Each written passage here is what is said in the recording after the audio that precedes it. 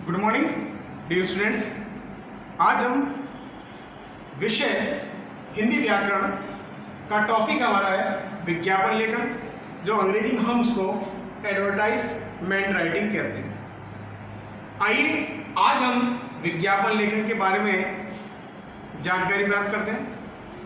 विज्ञापन लेखन की उपयोगिता, विज्ञापन लेखन हमारी कक्षाओं के अंतर्गत क्यों पढ़ा जाता है, विज्ञापन लेखन हमें क्या सिखलाता है, ये सारी बातें आज हम इस जानकारी के माध्यम से पढ़ेंगे। तो आइए सबसे पहले विज्ञापन शब्द को जानते हैं, उसके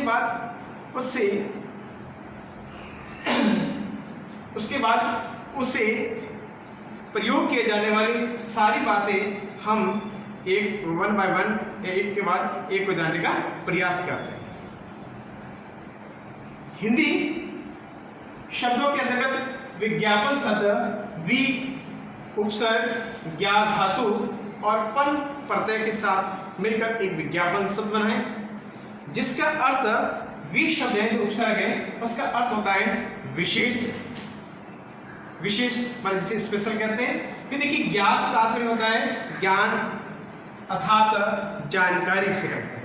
विज्ञान धातु है जिसका फुल शाब्दिक अर्थ हम कह सकते हैं ज्ञान या जानकारी। तो देखिए विशेष जानकारी देने वाला जो शब्द है वही विज्ञापन है। तो कहा जाता है कि विज्ञापन में किसी वस्तु या संस्था को विशेष ढंग से ज्ञापित या जानकारी दिया जाना या किया जाता है, उसे हम विज्ञापन कहते हैं। अर्थात हम कह सकते हैं कि विशेष जानकारी दी जाती है विज्ञापनों द्वारा ही आज के युग में अधिकांश व्यापार चलता है, और आज के युग के लिए विज्ञापन एक कला ही नहीं है बल्कि एक सफल तथा लाभदायक व्यवसाय भी बन गया है। जैसा कि हम सभी जानते हैं, जब कोई भी कंपनी अपना उत्पाद या अपना वस्तु का निर्माण करती है तो सबसे पहले उस वस्तु से रिलेटेड एक विज्ञापन जारी करती है, जो लोगों के अंतर्गत बहुत खूब प्रचार कराया जाता है। लोगों को उसके बारे में जानकारी दी जाती है, उसकी उपलब्धियों के बारे में, उसकी विशेषताओं के बारे में। इस प्रकार से प्रचारित किया जाता है, क्योंकि जब प्रचार किया जाता है तभी लोगों को पता हो जाता है कि भाई ये वस्तु किस काम की है। उस वस्तु का मूल्य बतलाने के लिए हमें उसका विज्ञापन करना पड़ता है। विज्ञापन हमेशा किसी भी नए उत्पादों की जानकारी लोगों तक पहुंचाने के लिए प्रयोग किया जाता है, क्योंकि विज्ञापन एक ऐसा माध्यम है जो लोगों को जानकारी प्राप्त करवाता है। जैसा कि हम जानते हैं कि विज्ञापन के लिए लोग अनेक प्रकार की वस्तु विशेषों का प्रयोग करते हैं। जैसे आपने देखा होगा पत्रिकाओं जो हमारे न्यूज़ पेपर आते हैं उसमें प्रतिदिन विभिन्न प्रकार के एडवर्टाइजमेंट विज्ञापन से भरे हुए आते हैं, और उनको पढ़ते हैं। पढ़ने के उपरांत आपने देखा होगा हम भी जहाँ पर उनका जो भी वितरण होता है या जहाँ मिलने का स्थान है वहाँ तक पहुँच जाते हैं और वहाँ सामान ले लेते हैं। तो देखिए विज्ञापन पत्रिकाओं के माध्यम से मिला। उसके अलावा आपने देखा होगा सामान्यतः हमारी पत्रिकाओं के साथ में प्रतिदिन हमारे घर में आने वाले न्यूज़पेपर है, उसके साथ प्रतिदिन बहुत सारे पैम्पलेट आते हैं। उस पैम्पलेट के अंतर्गत किसी भी वस्तु विशेष के उत्पाद से संबंधित या किसी स्थानों या कोई किसी प्रकार से कार्यक्रम है उससे रिलेटेड उसमें सारी की सारी बातें लिखी जाती हैं, और उन बातों को पढ़कर उस विषय वस्तु तक हम पहुँच बनाते हैं। तो देखिए इसके अलावा कहा गया है कि उत्पादों को विज्ञापन हम पत्रिकाओं के माध्यम से, रेडियो के माध्यम से भी हम कह सकते हैं, क्या मौखिक ज्ञान के द्वारा भी कह सकते हैं। हम रेडियो के द्वारा उनकी सूचना दे देते हैं और लोगों को जानकारी मिल जाती है। फिर देखिए टेलीविजन, जिन्हें हम चलचित्र कहते हैं, टीवी कहते हैं, टीवी के माध्यम से भी बहुत सारे एडवर्टाइजमेंट आपने देखा होगा। जब भी हम न्यूज़ देखते हैं या कोई कार्यक्रम देखते हैं तो उसके बीच में कुछ समय के बीच में अंतराल में किसी वस्तु विशेष या किसी सूचना के बारे में विज्ञापन के माध्यम से आता है, और जिसे हमको देखकर उसकी जानकारी प्राप्त कर लेते हैं। फिर देखिए कई बार हमने देखा है कि बहुत जो दीवारें बनी होती हैं शहरों के अंतर्गत, उन दीवारों पर अनेक उत्पादों के विज्ञापन बने होते हैं, और उनको देखकर हम पता लगा सकते हैं कि भाई ये वस्तुएं उस स्थान पर मिल रही हैं और इस विशेष की ये उपलब्धियां हैं। तो देखिए लोग दीवारों पर भी अपने ऑयल पेंट के माध्यम से या अन्य राइटिंग के माध्यम से लिखकर विज्ञापन बनवाते हैं। उसके अलावा डिस्प्ले बोर्ड भी होते हैं, बहुत सारे डिस्प्ले बोर्ड देखोगे, हमने देखा भी है। कि किस प्रकार से वस्तु विशेष को डिस्प्ले बोर्ड पर दिखाया जाता है, लोग उसको देखकर उस उत्पाद के बारे में जानकारी हासिल करते हैं। तो देखिए, विज्ञापन सामान्यतः हमें नई नई वस्तुओं की जानकारी देता है। जैसा कि हम सभी जानते हैं, जब कोई बाजार के अंतर्गत कोई नई वस्तु आ जाती है तो वो विज्ञापन के माध्यम से हमें पता चल जाता है कि भाई ये वस्तु अभी नई नई उत्पादित हुई है और इसका उपयोग हमें कैसे करना चाहिए, उससे रिलेटेड भी बहुत सारी बातें उसके साथ में बताई जाती है। तो हम उसके बारे में उपलब्धियों को या उसकी खूबियों को जान लेते हैं। उसके बाद उस वस्तु विशेष को हम परिचित करना प्रारंभ करते हैं। तो देखिए, हमारे तक उस विषय वस्तु की पहुँच बनाने के लिए सबसे बड़ा माध्यम है वह है विज्ञापन। इसी विज्ञापन के माध्यम से वह विषय वस्तु हमारे पास आ जाती है, क्योंकि हम विज्ञापन को देखते हैं, देखने के बाद यदि हमारे काम की वस्तु है तो उसको प्राप्त करने का प्रयास करते हैं। तो देखिए, कहा गया कि नई नई वस्तुओं की जानकारी देना ये भी एक विज्ञापन का कार्य है। फिर कहा गया कि उत्पादों का प्रचार करना, जितने भी नई वस्तु होते हैं उनको किस प्रकार से लोगों के अंतर्गत बताने का कार्य करें, वह सारा काम कौन करवाता है? विज्ञापन करता है। इस प्रकार से हम कह सकते हैं कि किसी विषय वस्तु के बारे में विशेष जानकारी देना ही विज्ञापन कहलाता है। तो देखिए, ये सामान्यतः विज्ञापन की परिभाषा थी, उसका कार्य था जो हमको आपको परिभाषा के रूप में बताने का प्रयास। अब हम आगे बढ़ते हैं कि विज्ञापन के सामान्यतः प्रकार हमारी परीक्षाओं के अंतर्गत या सामान्यतः विज्ञापन किस प्रकार के होते हैं, वो मोटे तौर पर 5-7 प्रकार के, और उसके अंतर्गत जो भी उसके उपभाग है उसको भी बताने का प्रयास करेंगे। सबसे पहले हम जानते हैं विज्ञापन के प्रकार में विविध उत्पादन आप जानते हैं, प्रोडक्ट्स कहते हैं, जैसे टूथपेस्ट है, टूथब्रश है, ऑयल है, या और भी विभिन्न प्रकार के जो हमारे जो फैक्ट्रियाँ हैं उसके अंदर विभिन्न प्रकार के उत्पादन होते हैं, प्रोडक्ट बनाते हैं। उन प्रोडक्ट के बारे में विज्ञापन करना ही उत्पादित विज्ञापन कहलाता है। दूसरा देखिए, धार्मिक विज्ञापन। धार्मिक से तात्पर्य जो धर्म से रिलेटेड हम अनेक प्रकार की टूर एजेंसियाँ टूर चलाती हैं, उनके लिए विज्ञापन देती हैं कि भाई इतने इतने जो पर्यटक स्थान है उन पर आपको इतने जो भी पैकेज है उसके आधार पर आपको घुमाने के लिए ले जाया जाएगा। तो देखिए, उसको बड़ा ही सुंदर तरीके से बताया जाता है। जो धर्म से रिलेटेड धार्मिक जिसे हम कह सकते हैं, उनको ले जाने के लिए, लोगों को भ्रमण कराने के लिए उनके लिए एक विज्ञापन बनाते हैं। आपने देखा होगा कई मंदिर और ट्रस्ट होते हैं, वो भी अपना विज्ञापन करते हैं। तो देखिए, वही श्रेणी का वही श्रेणी का विज्ञापन धार्मिक विज्ञापन कहलाता है। तीसरा देखिए, यात्रा टूर संबंधी विज्ञापन। बहुत सारी ट्रेवल एजेंसियां हैं, वो अपने टूर चलाती हैं, उसके लिए लोगों के लिए बढ़िया पैकेज से रिलेटेड बड़े अच्छे से आपने पैम्पलेट देखे होंगे किस प्रकार से टूर एजेंसियां अपना पैम्पलेट बनाती हैं और लोगों तक प्रचारित करती हैं, जिससे लोग आकर्षित होते हैं और यात्रा करने के लिए आ जाते हैं। तो देखिए, वे सारे के सारे विज्ञापन होंगे एक यात्रा संबंधित ट्रेवल एंड टूर एजेंसी से रिलेटेड बन जाएगी विज्ञापन।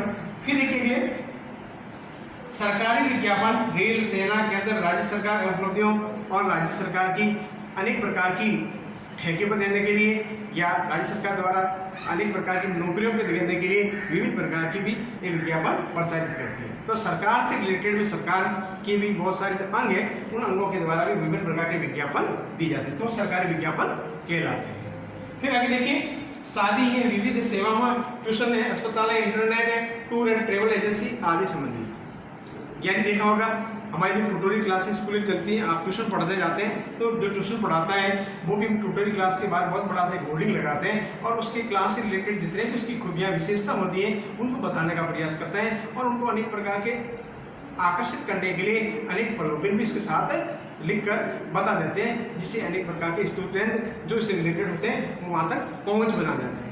तो इस प्रकार से देखिए, अस्पताल भी, हॉस्पिटल भी, विभिन्न प्रकार के जो प्राइवेट हॉस्पिटल है वे भी अपना विज्ञापन बनाते हैं। जैसा हम जानते हैं इंटरनेट में भी आपने देखा होगा विभिन्न प्रकार के इंटरनेट के माध्यम से भी बहुत सारे विज्ञापन हम देखने को मिलते हैं। तो देखिए, सामान्यतः नए उत्पादों को प्रचार करने के लिए विज्ञापन के जो मोटे तौर पर यहाँ 5 प्रकार बताए गए, उस प्रकार के अंदर विभिन्न प्रकार के और भी बातें जो इसके माध्यम से हमें बताई जाती है। तो सामान्यतः हमारी परीक्षा के लिए जो विज्ञापन है वो इसी श्रेणी के अंदर से आते हैं। ये मोटे तौर पर जो 5 प्रकार के जो विज्ञापन है इन्हीं में से आते हैं। अब आगे और भी हम इससे रिलेटेड विशेष बातें, जानकारी, विज्ञापन कैसे लिखा जाता है, उनकी जानकारियाँ हम आगे प्राप्त करते हैं।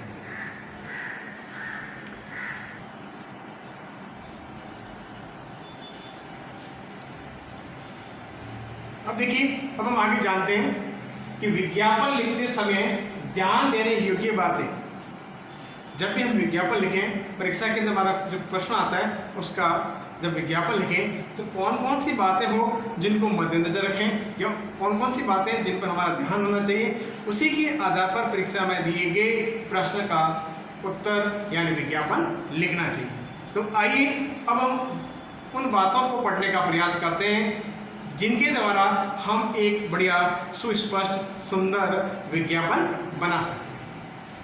जैसा कि इस विज्ञापन की परिभाषा में हमने कहा था कि विशेष ज्ञान की जानकारी देना, एक बड़े सुंदर से तरीके से एक विज्ञापन तैयार करना जो किसी उत्पाद या अन्य विषय वस्तु के द्वारा लोगों तक पहुंच बनाने के लिए प्रचार के माध्यम से जो हमें प्राप्ति होती है वही हमारा विज्ञापन होता है। तो उस देखिए विज्ञापन को किस प्रकार से एक्टिविटी से कैसे आकर्षित बनाया जा सके, तो देखिए ये मूल बातें हैं, कुछ बातें, उन बातों के द्वारा ही हम बढ़िया अच्छे तरीके से विज्ञापन बना सकते हैं। तो आइए अब हम जानते हैं बिंदुवार कि कौन कौन सी बातें जो विज्ञापन बनाने से पहले हमारे दिमाग में होनी चाहिए, हमारे ध्यान में होनी चाहिए। इन्हीं बातों को मद्देनजर रखते हुए एक बहुत बढ़िया तरीके से विज्ञापन बनाया जा सकता है। आइए हम जानकारी करते हैं। विज्ञापन में शुद्ध, सरल, स्पष्ट तथा भावपूर्ण भाषा का प्रयोग करना चाहिए। यानी जो विज्ञापन बना रहे हैं तो उसके अंदर जो विज्ञापन के अंदर जो लिखे जाने वाले सब बड़े शुद्ध होना चाहिए, सरल होना चाहिए, जो आसानी से लोगों को समझ में आ सके, और उसकी जो भाषा होगी वो लोगों को बड़ी एक्टिविटी करने वाली भाषा वाली भावपूर्ण होनी चाहिए। फिर कहते हैं कि विज्ञापन लिखने से पहले उपभोक्ताओं के हितों का ध्यान रखना चाहिए। यानी जब भी आप विज्ञापन बने उससे पहले जो भी उपभोक्ता है, यानी उस विज्ञापन के द्वारा पढ़ने के उपरांत जो विषय वस्तु उनको प्राप्त करनी है उसकी क्या क्या विशेषता है, क्या उनको क्या क्या चाहिए, या उनको क्या क्या लाभ हो सकता है, इसलिए क्या कहें उपभोक्ता यानी उपभोग करने वाले जो भी लोग हैं तो उनके हित हैं, उनके लाभों का भी हमें ध्यान रखना चाहिए। विज्ञापन में जन साधारण को भ्रमित करने वाली बातें नहीं होनी चाहिए। जब भी आप विज्ञापन बनाएं लोगों को भ्रम में डालने वाली कोई ऐसी विषय वस्तु लिखनी है जो लोग में भ्रम में पड़ जाए और उसके बाद आपकी विषय वस्तु खरीदना बंद करे, या उस वस्तु के प्रति उनको कोई अपना एक्टिविटी या आकर्षण समाप्त हो जाए। तो आप उनको भ्रम में किसी प्रकार से नहीं रखना है। तो भ्रमित होने वाली बातें विज्ञापन में कभी नहीं लिखी जाती। फिर कहा गया कि विज्ञापन में सभी जानकारी सही एवं सच होनी चाहिए। दोनों देखिए, जो भी आप विज्ञापन बना रहे हैं उसमें किसी उत्पाद या किसी दूसरा विज्ञापन है उसकी जो बातें बिल्कुल सही बातें होनी चाहिए और सच होनी चाहिए, बिल्कुल सत्य बातें ही उसमें लिखी जाती हैं। झूठी बातों का कोई किसी प्रकार का आलेख नहीं करना चाहिए। यदि झूठी बातें उसमें लिखी जाती है तो विज्ञापन गलत माना। फिर देखिए विज्ञापन में वास्तविक बातों को ही लिखें, यानी विज्ञापन से रिलेटेड है, एडवर्टाइजमेंट से रिलेटेड है, जो विषय वस्तु के बारे में आप प्रचार कर रहे हैं उससे रिलेटेड जो सही सही बातें या वास्तविक बातें उन्हें ही लिखना चाहिए।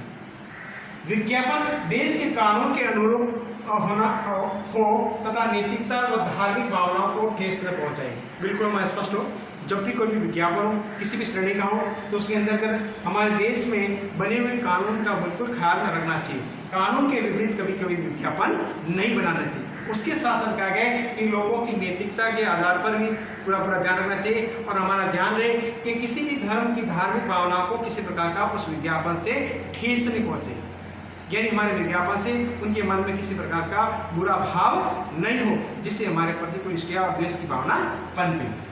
फिर कहा गया है कि हमें ध्यान रखना चाहिए कि इसमें केवल उत्पादों के गुणों पर ही ध्यान आकर्षित करना चाहिए, यानी जो भी विज्ञापन है उसके जो गुण हैं, उसकी खूबियाँ, उसकी विशेषताएं, उनको ही अपने मद्देनजर रखते हुए बहुत ही बढ़िया तरीके से विज्ञापन बनाने का प्रयास करना चाहिए। उत्पादों की यानी प्रोडक्ट से कहा गया है, प्रोडक्ट की गुणवत्ता संबंधी स्लोगन भी लिखना चाहिए। आपने देखा होगा अनेक प्रकार के हमारे विज्ञापन है हमारे पाठ्य पुस्तकों के अंतर्गत, उसमें किस प्रकार से उस विज्ञापन के लिए किस प्रकार से तुकबंदी एक स्लोगन बनाए जाते हैं। उन स्लोगन को लोग पढ़ते हैं, पढ़ने के कई बार बड़ा ही आनंद आता है, और आनंद आने के बाद उस उत्पाद वस्तु का उनके जीवन के अंतर्गत या उनके मन के अंतर्गत बिल्कुल एक रटन की तरह रह जाता है। जब भी वे चलते हैं तो देखिए उस स्लोगन के माध्यम से गाते रहते हैं, तो उससे क्या होता है अधिक से अधिक लोगों में उस विषय वस्तु के बारे में स्वतः ही प्रचार प्रसार हो जाता है। तो इसीलिए कहा गया है कि उत्पादों के अंतर्गत जब भी आप बनाएं तो उनकी गुणवत्ता या उनकी गुणों या विशेषताओं के संबंधी आप स्लोगन जरूर बनाएं और एक स्लोगन तो आप जरूर लिखने का प्रयास करना चाहिए। फिर कहा गया है खूबियों के साथ यानी विशेषताओं के साथ साथ आकर्षक प्रस्तुतिकरण का भी ध्यान रखना चाहिए। ध्यान दें कि जिस उत्पाद या विषय वस्तु के बारे में आप विज्ञापन बना रहे हैं तो देखिए उसमें प्रस्तुतिकरण किस तरह से उसका क्रमबद्ध तरीके से उसमें बनाया जाए, क्योंकि जो भी हमारी शब्दों की सीमा जरूर दी जाती है, क्योंकि हमारा विज्ञापन लगभग कक्षा के लिए 25 से 50 शब्दों के मध्य ही आता है। इसीलिए इन शब्दों की मध्य सीमा रखते हुए हमें जो भी अपने आकर्षक तरीके से उसका प्रस्तुति करना चाहिए तो वो भी आपको बनाना चाहिए, उसका भी ध्यान रखना चाहिए। यदि आपका सिस्टमेटिक ढंग से क्रमबद्ध तरीके से भी नहीं है तो भी आपका क्या कहना चाहिए कि आपका विज्ञापन सही तरीके से फॉलो नहीं हो पाता। तो इसीलिए कहा गया है कि इसकी प्रस्तुतिकरण बिल्कुल स्पष्ट तरीके से होनी चाहिए। फिर देखिए सबसे इम्पोर्टेंट और भी इसके साथ हैं जिनको भी हमें उनके साथ में रखना सदैव अनिवार्य है। अब देखिए समस्त जानकारी लिखनी चाहिए। कुछ जानकारी होती है जो डिटेल्स होती है वो भी कॉलम या बॉक्स या आप जैसे बबल्स में दिखाते हैं या कैसे भी आप दिखाते हैं तो वो जरूर लिखनी चाहिए। जैसे उस विषय वस्तु के बारे में नाम होना चाहिए, उसकी कीमत क्या है, उसमें क्या छूट दे रहे हैं या उसके प्रति उपभोक्ताओं को हितों के रूप में आपने क्या क्या उसके लिए और भी आपने प्रलोभन के लिए दिए गए, तो उसमें जो भी है तो वो सारी छूट की श्रेणी में आ जाएगी। फिर देखिए स्लोगन भी होना चाहिए और उसके ऊपर आपका फ़ोन नंबर भी होना चाहिए या संपर्क सूत्र भी होना चाहिए, क्योंकि जब भी विषय वस्तु को प्राप्त करने के लिए जो उपभोक्ता जाएगा तो उसको कौन से स्थान पर वो डिलीवरी होगी या कौन से स्थान पर मिलेगी तो उसका भी जरूर इसमें आलेख होना चाहिए। हमने विज्ञापन के अंदर बहुत सारे विज्ञापन देखे, उसमें वाले स्पष्ट करते रहते हैं कि संपर्क यानी आपकी नज़दीकी दुकान या प्रत्येक प्रोविजन स्टोर पर यानी इस प्रकार संपर्क सूत्र या हेल्पलाइन ऐसे शब्दों के द्वारा ही भाई उपभोक्ता की पहुँच बनाने के लिए लिखे जाते हैं। फिर देखिए तुकबंदी का भी प्रयोग किया जाना चाहिए, जैसा कि मैं ऊपर के बिंदुओं के अंतर्गत इसको कहा गया था। फिर क्या है इसमें लोगों को अधिक से अधिक आकर्षित करता है। तुकबंदी क्या करता है लोगों को अधिक से अधिक आकर्षित कैसे, यानी कोई स्लोगन लिखा हुआ तुकबंदी लिखी हुई है और उसको बार बार पढ़ता है, उसको बड़ा ही आनंद आता है।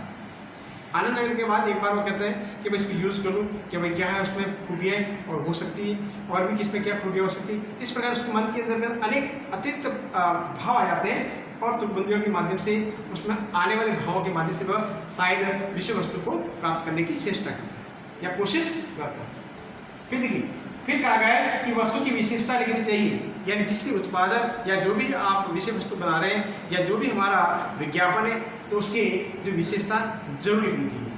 उत्पादन है तो उसका भी विशेषता लिखनी चाहिए, या टूर ट्रेवल एजेंसी या अस्पताल जो भी होंगे जो भी एडवर्टाइज देंगे वो अपनी खूबियाँ या विशेषता जरूर लिखें। अब देखिए विशेषता के तौर में देखिए यदि उत्पादित वस्तुएं यानी प्रोडक्ट वाली वस्तुएं तो उसमें देखिए सस्ती है, टिकाऊ है तथा मुफ्त है इत्यादि शब्दों का प्रयोग करते हुए उसको लिखा जाता है, जिससे अधिक उपभोक्ता का आकर्षण उस विषय वस्तु के प्रति बना रहे, यानी उस विषय के प्रति एट्रैक्टिव बहुत सारी उपभोक्ता बन सके। फिर कहा गया सबसे इम्पोर्टेंट बात, क्योंकि हमारी ये तो सारी बातें हैं जिन्हें मद्देनजर रखते हुए हमें अच्छा सा एक सुंदर सा विज्ञापन लिखा जाता है। विज्ञापन हमारी परीक्षा की दृष्टि से जब भी आपको टॉपिक आए तो हमें ध्यान रखना है कि शब्द की सीमा कितनी है, 25 से 50 शब्दों के मध्य ही विज्ञापन लिया जाता है। और इसी शब्द सीमा के अंतर्गत हमें बढ़िया सा आप जिन्हें स्क्वायर या वर्ग में कह सकते हैं या वर्ग के बिना भी कह सकते हैं, जैसे हम इस प्रकार से भी बना सकते हैं वर्ग के अंदर, जिसे वर्गीकृत कहते हैं।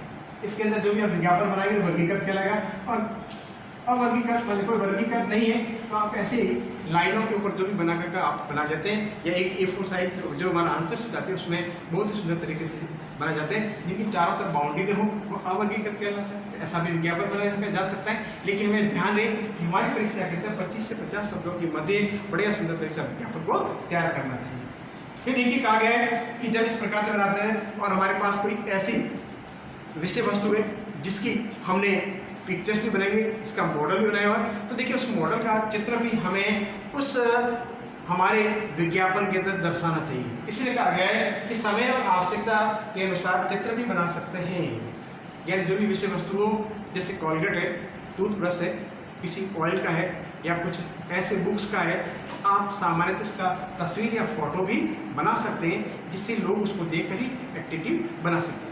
दोस्तों देखिए, ये बहुत कुछ बातें थी जो विज्ञापन लिखने से पूर्व हमारे दिमाग में आनी चाहिए। इन्हीं बातों के आधार पर आप एक सुंदर तरीके से, आप बढ़िया तरीके से एक विज्ञापन तैयार कर सकें। देखिए, परीक्षा के अंतर्गत विज्ञापन अनेक प्रकार के आते हैं। जैसे सामान्य मैंने आपको उसके बाद प्रकार भी बता दिया था कि भाई वस्तुओं के उत्पाद संबंधी जा सकते हैं, धार्मिक होते हैं, टूर ट्रेवल एजेंसी, अस्पताल, ट्यूशन सेंटर, इस प्रकार के बहुत सारे जो सेक्टर हैं, उन सेक्टर के आधार पर कोई भी विज्ञापन आ सकता है, परीक्षा के अंदर पूछा जा सकता है। लेकिन उस विज्ञापन को लिखने के लिए ये सारी मूलभूत बातें उनको मद्देनजर रखते ही हम विज्ञापन तैयार कर सकते हैं। और इस विज्ञापन से रिलेटेड और भी आपको कोई डाउट हो, इससे रिलेटेड और कोई बात हो, आप मुझे व्हाट्सएप मैसेज के माध्यम से पूछ सकते हैं, जिससे आपके इस विज्ञान से रिलेटेड जितने भी आपके मन के अंदर संदेह उनको दूर किया जा सकते हैं। कि हम जो गूगल मीट के अंदर आपको क्लास के अंदर बताने का प्रयास करें, तो उस समय आपसे रिलेटेड जो भी बातें हैं वो मेरे साथ शेयर कर सकते हैं, जिससे मैं आपको इससे रिलेटेड और भी कुछ बातें आपको बता सकता हूँ।